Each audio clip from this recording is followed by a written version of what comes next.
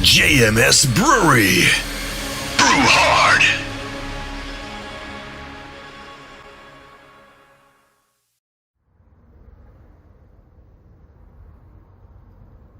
Oh, that's good. G'day guys, happy Homebrew Wednesday. I got home this afternoon and found a little package on my doorstep, which I ordered off eBay, which brings me to the next thing is I've got to say goodbye to an old friend. Remember this thing? It served its purpose pretty well. Used it as a sparge arm or Sparge Nozzle. Did the job. So I ordered the, what was it called? The Jet Fighter Sparge Nozzle, which is right here. That's probably about, probably something like that. I'll probably recirculate it, that sort of level, but I mean, you can, it's designed to aerate as well. It's a wort aerator, so you can crank it right up. So that works well. I'm pretty happy with that. We've trying that out on the weekend. Been doing, this year I've done a brew every single weekend, which I think is about 3. So this will be the 4th one. And you guys have seen my recirculation system, my heat maintenance recirculation system. I'll just I'll throw a clip up here just so you can sort of see that. And you can see how it works and everything like that. It maintains heat at proper levels, whatever you set it at, it's really good. But on the weekend, the brew just gone. In the book here it says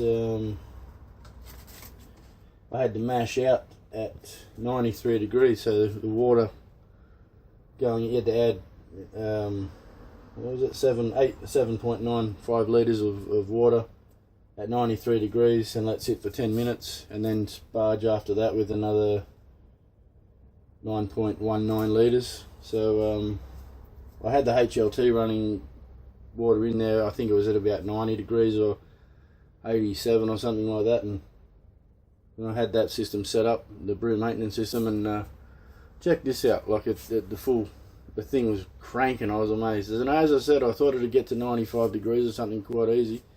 I reckon it might go a bit more than that. Anyway, check this out just quickly.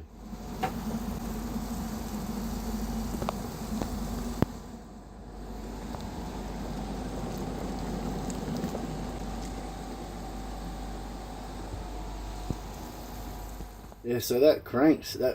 I was amazed. That cranks. It gets the heat right up there. Yep, so on the weekend I just brewed a creamy goodness ale. It should be pretty good, hopefully. And I just got to say, I love, with having the pump now and recirculating mash and that sort of stuff, the things I love the most is just the whole process. Like, I used to, doughing in was, a big pain in the ass. So when I look at it now, I love it with being able to underlet. You just HLT, you set your temperature, you get it right there, and then you flick, switch your valves on, click your pump. It all comes up and forces all the air out, and then the heat recirculated mash. It's all heat maintained and everything. It just nice, clear, slow recirculation, clear wort, and then you go from that, and then you're pumping your mash into, your fly sparging, and you're pumping it into your boil kettle, and you get nice clear liquid going in there, and then you boil, and then you whirlpool and that sort of stuff. And I found that I whirlpooled with the chilling coil in there, and that made a big difference to it. It cooled it down a lot faster rather than having to move it around and that sort of stuff, and just absolutely great. I love it. And every time I actually, instead of just turning the valve on and dropping it into the fermenter from the boil kettle, I actually pump it in there. I don't know, you guys probably did the same thing or what, but I hold the hose right up high in the air and try and force a lot of oxygen into the wort, help the yeast go, crank along and all that. But yeah, very happy, very, very good. So this weekend I'll be brewing let's have a look in the book. It's off Beersmith again. It's a Session IPA A.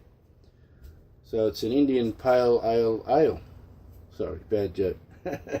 don't know what the A stands for. I had a look. There's two of them there. One of it, there's an IPA A and there's an IPA B. So might try that one next time.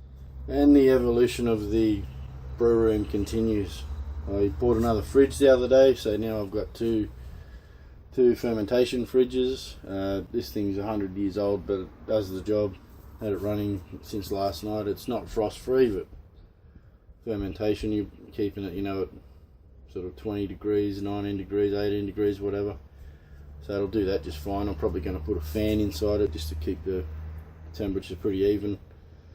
And just the extensions on the brew room. That's the fridge. Just to give you a point of perspective, this is where the brew room sort of is. So that's me looking at when I walk into the brew room, brew cupboard, that sort of stuff here. And if I turn around, on the other side of that, that's my keg fridge over there in the bar. And if you see these two piers, what I'm going to do is I'm going to build a wall in front, across that, and I'll have my other little fridge. So I'll have this fridge here and the other fridge there, and probably just like leave it so I'll have a walkway through this area. Yeah, so that's the plan. You're always making modifications to your breweries all the time. Getting pretty set up now, I suppose. Yeah, so that's it for this week, pretty much. It's only a short one. I'm brewing every week, but I don't want to keep doing the same thing, like just be the same video each week with different ingredients, which is a bit hard to tell on camera. Just gets monotonous. And I didn't get to put any cool music in this one. Hang on. I'll just chuck a bit in, hang on.